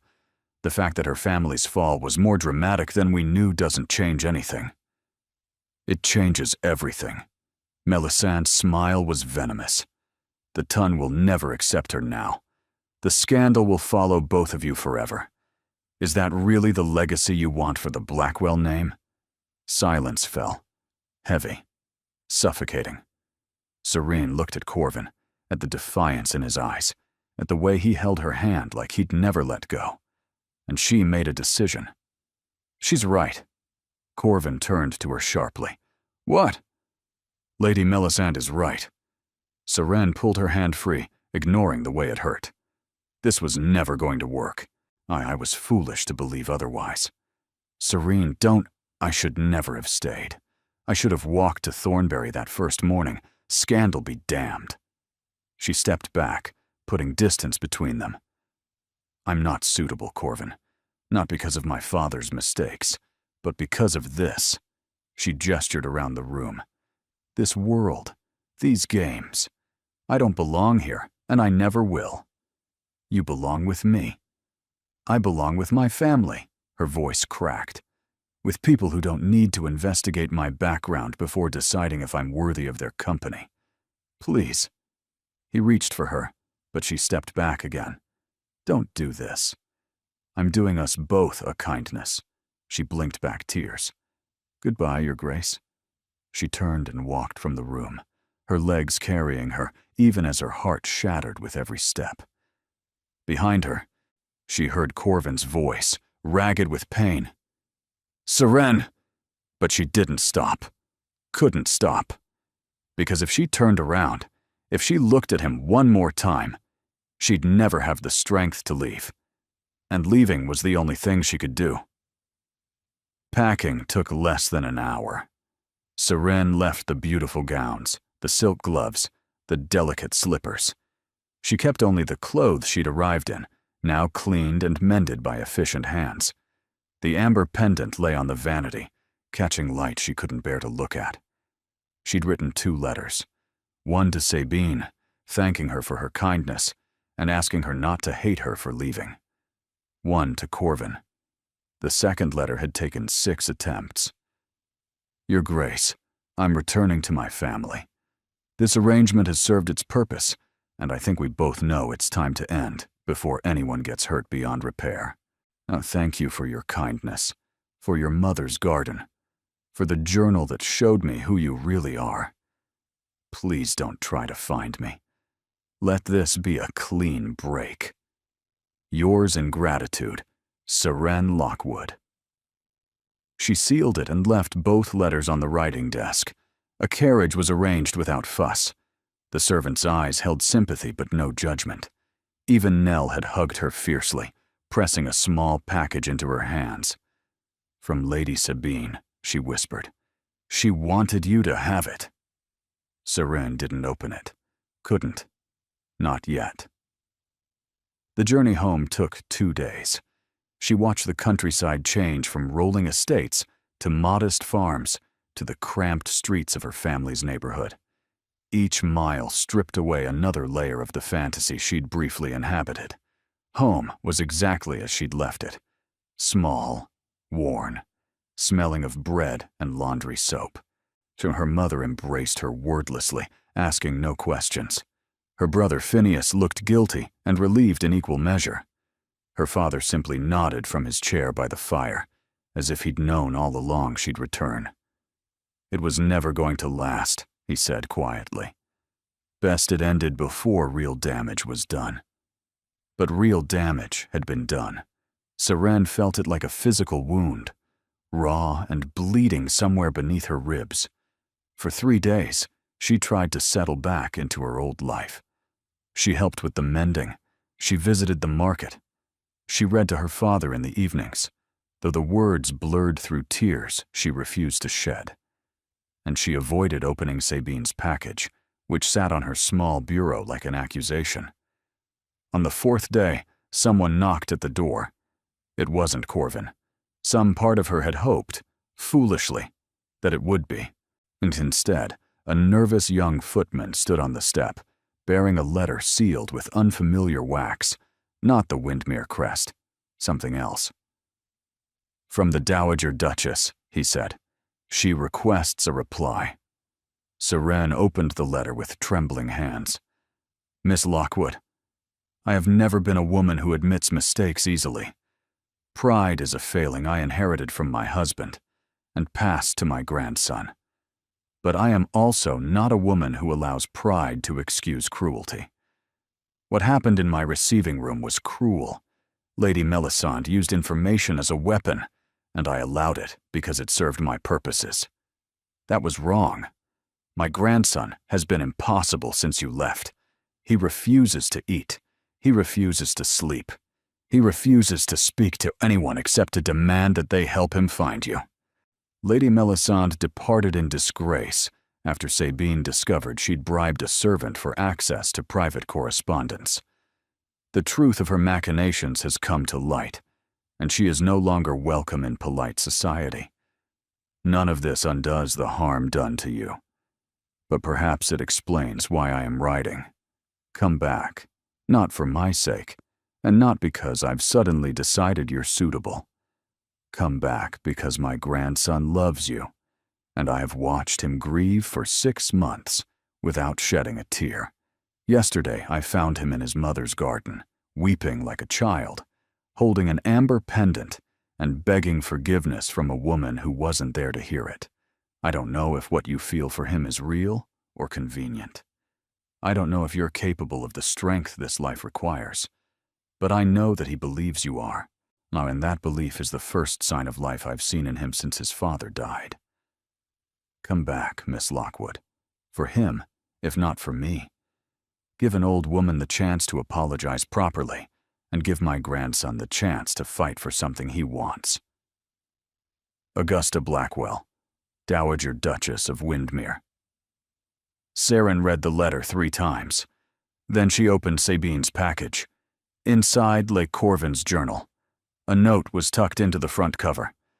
He asked me to return this to you. He said he gave you his thoughts, and now they only belong with you. Please come back. He's breaking, and I don't know how to help him. Sabine Saren's hands shook as she opened the journal to the most recent entry.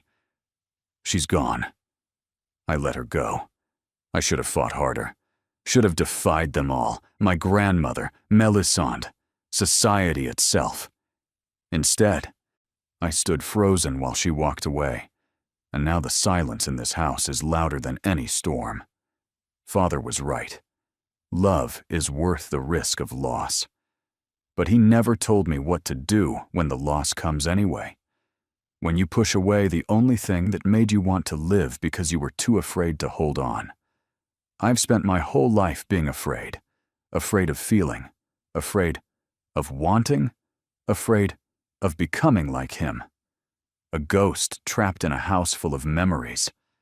But losing Saren isn't like losing mother or father. They were taken from me. She chose to leave, and I let her. That's the part I can't forgive. Not her leaving, but my letting her.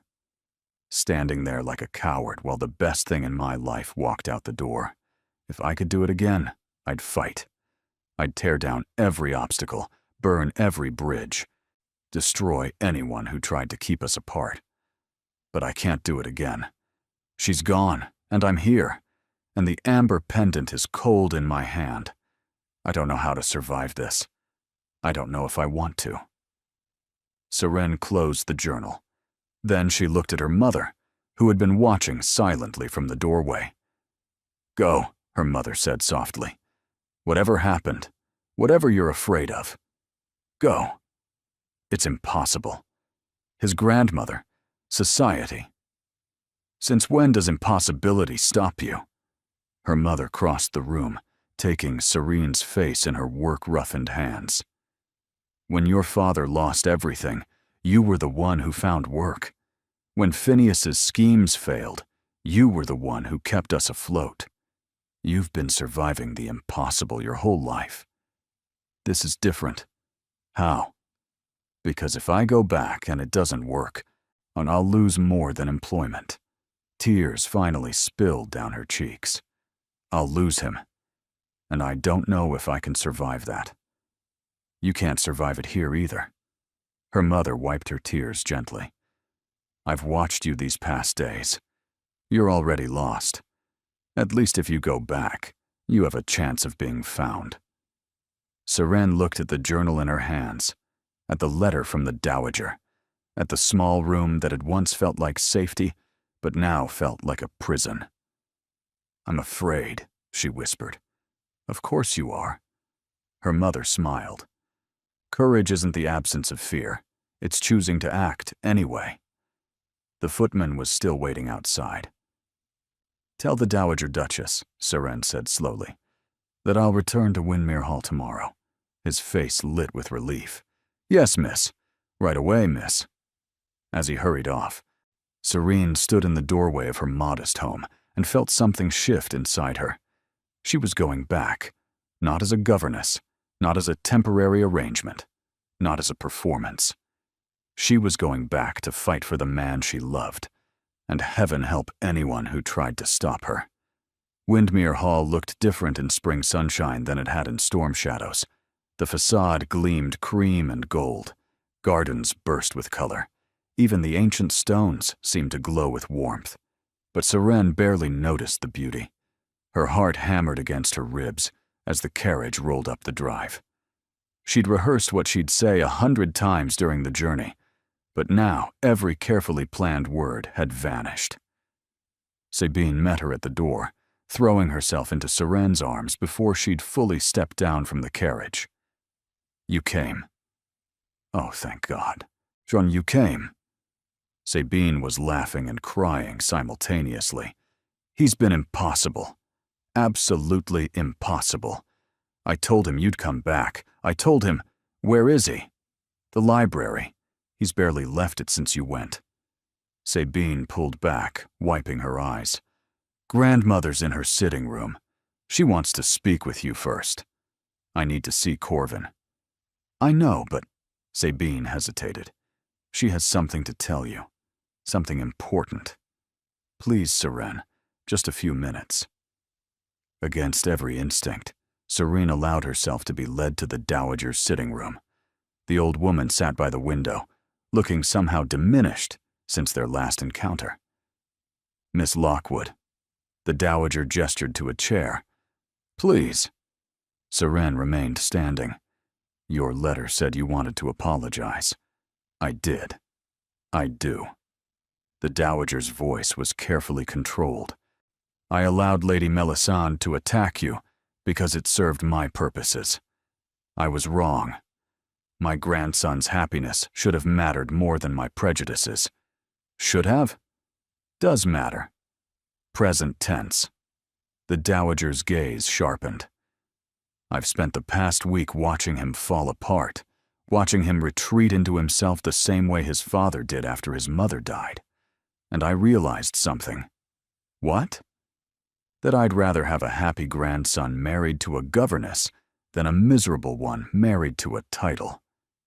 The dowager rose, her movement slower than Serene remembered. I'm not saying this will be easy. Society will talk. Some doors will close. But if you're strong enough, if you're determined enough, you can weather the storm. And you'll support us? I'll do better than support you. The dowager moved to her writing desk, retrieving a document. I've arranged a dowry. Nothing obscene, but enough to quiet the worst of the gossip. Enough to establish you as a woman of independent means. Serene stared at the document in shock. Why would you do this? Because my grandson loves you. Because you make him want to live. The dowager's voice softened. And because I was young once, I know what it's like to want something so badly it burns. Did you get what you wanted? No. The dowager smiled sadly. I'm married for duty. I've regretted it for 50 years. I won't watch my grandson make the same mistake. Serene took the document with trembling hands. Thank you. Don't thank me yet. The dowager's eyes glinted with something like humor. You still have to convince him to stop being a dramatic idiot and actually speak to you. Is he that far gone? Worse, when he's convinced himself you're better off without him, that he'll only hurt you the way his father hurt himself. The dowager shook her head. Men and their noble suffering. Go fix him, Miss Lockwood, before he drives us all mad. Serene ran. Decorum be damned. She gathered her skirts and ran through the grand corridors of Windmere Hall until she reached the library doors. She didn't knock, didn't hesitate, simply pushed them open and stepped inside. Corvin stood by the window, his back to her.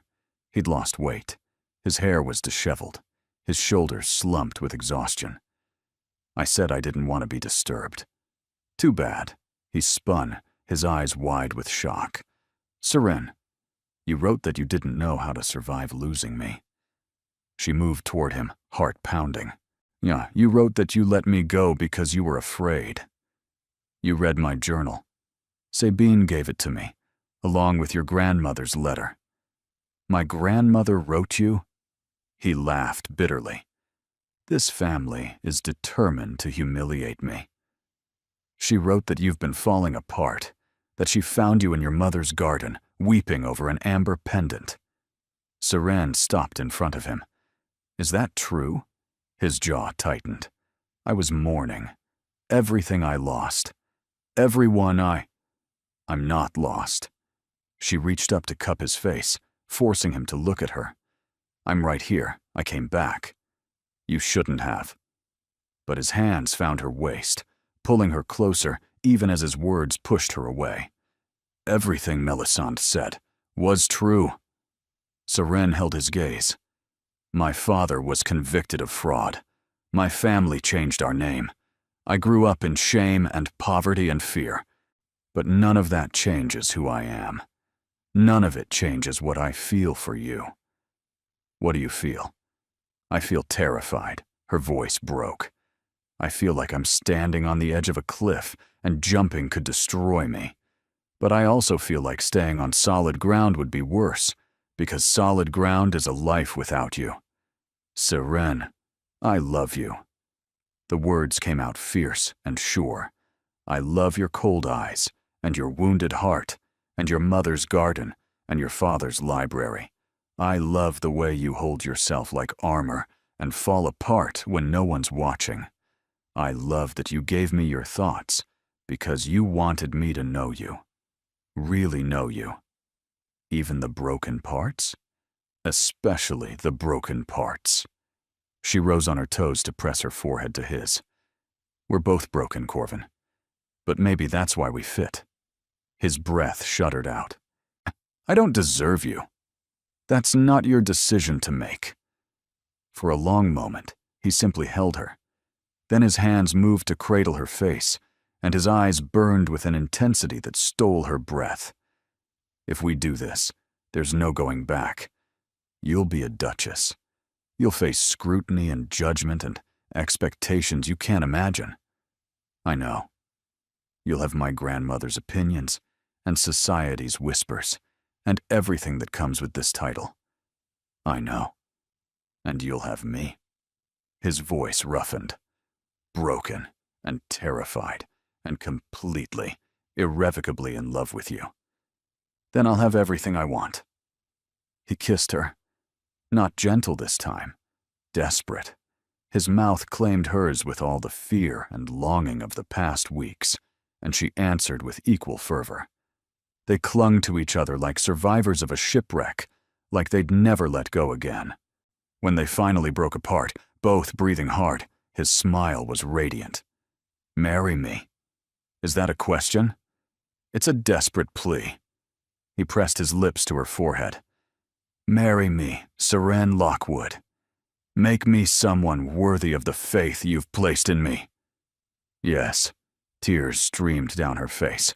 1,000 times. Yes. The library doors burst open. Sabine stood in the doorway, grinning from ear to ear. I knew it. I knew she'd fix you. She threw herself at both of them, pulling them into a crushing embrace. We have so much to plan. The announcement, the ceremony, Sabine. Corvin's voice was exasperated but fond. Perhaps give us a moment. No time for moments. The Thornfield Ball is tomorrow night.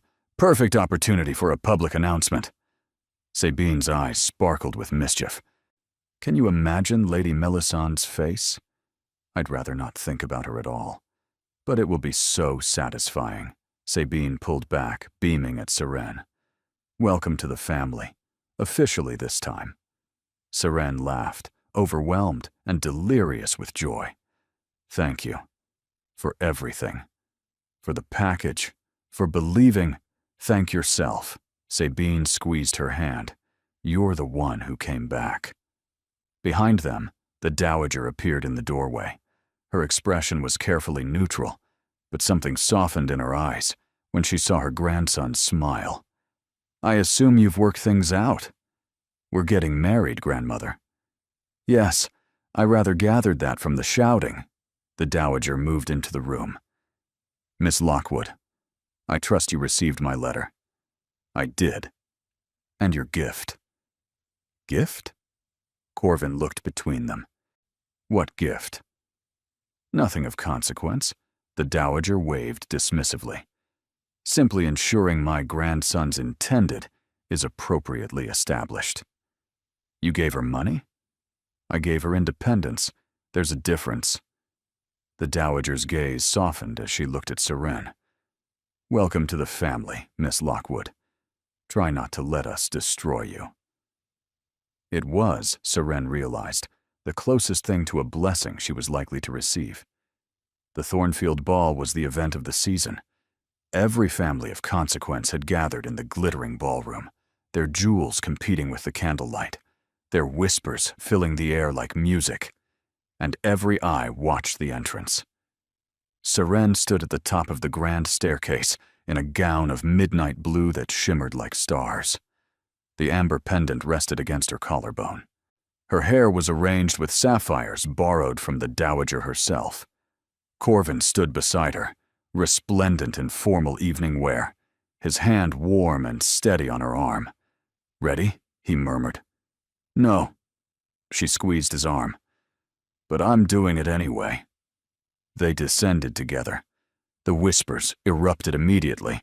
Seren caught fragments as they passed. Scandal. Governess. Melisandre's exposure. The Dowager's surprise. But she kept her chin high and her smile serene, exactly as Sabine had taught her. At the bottom of the stairs, the host approached with barely concealed curiosity. "Your Grace, what an honor. And this must be—" "Miss Seren Lockwood," Corvin's voice carried across the room. "My intended." The whispers crescendoed. Someone dropped a champagne glass. Somewhere in the crowd, Seren heard Lady Melisandre's distinctive voice raised in outrage before being hushed by scandalized companions. But none of it mattered. Corvin led her onto the dance floor, drawing her into his arms as the orchestra struck up a waltz. "Everyone's staring," she whispered. "Let them." His eyes never left hers. "They'll be talking about this night for years. The Duke who chose love over duty. The governess who captured his heart. Is that what they'll say? That's what I'll say. Every time someone asks." He pulled her closer. "I'll tell them about a storm and a wrong door and a woman who fell into my life and refused to leave. I tried to leave, several times. And I was a fool to let you." He spun her beneath his arm. "A mistake I won't make again." The dance ended. Applause scattered through the crowd, some genuine, some polite, some grudging. Corvin bowed, Seren curtsied, and they turned to face the watching masses. "Ladies and gentlemen," Corvin said, his voice ringing across the ballroom, "I have an announcement." Silence fell like snow. Many of you have heard rumors about Miss Lockwood, about her background, her family, her circumstances. His gaze swept the room, daring anyone to speak. "I want to be clear about one thing. I don't care." Gasps rippled through the crowd. "I don't care about her fortune or lack thereof. I don't care about her father's mistakes or her family's name. I care only that she is brave and kind and honest in a world that values none of those things." He turned to Seren, taking both her hands in his. "I care only that she makes me want to be a better man than I am. Miss Seren Lockwood has agreed to become my wife. Our engagement will be announced formally next week. But I wanted you all to hear it from me, here, now." His voice softened. "So there's no confusion about where my heart lies." For a long moment, no one moved. Then Sabine began to clap. The Dowager joined her, and then Lord Ashworth, and then the Hartley twins, and slowly, grudgingly, triumphantly, The entire ballroom erupted in applause. Corvin pulled Seren into his arms and kissed her. Right there, in front of everyone. Completely improper, utterly scandalous, and absolutely perfect. When they finally separated, Seren was laughing and crying at once. "You're mad," she whispered. "Probably." He pressed his forehead to hers. "But I'm yours." 6 months later, Seren stood in the library at Windmere Hall, now officially hers, as much as it had been his father's. She was cataloging the collection, a project she'd undertaken to bring order to the glorious chaos of books accumulated over generations. It was quiet work, satisfying work, work that let her think. She pulled down a volume of poetry and found a letter tucked inside. The paper was old, the ink faded. She recognized the handwriting from Corvin's journal entries, his father's elegant script. "To whoever finds this letter, I hope it's my son. I hope he's found happiness. I hope he hasn't made my mistakes.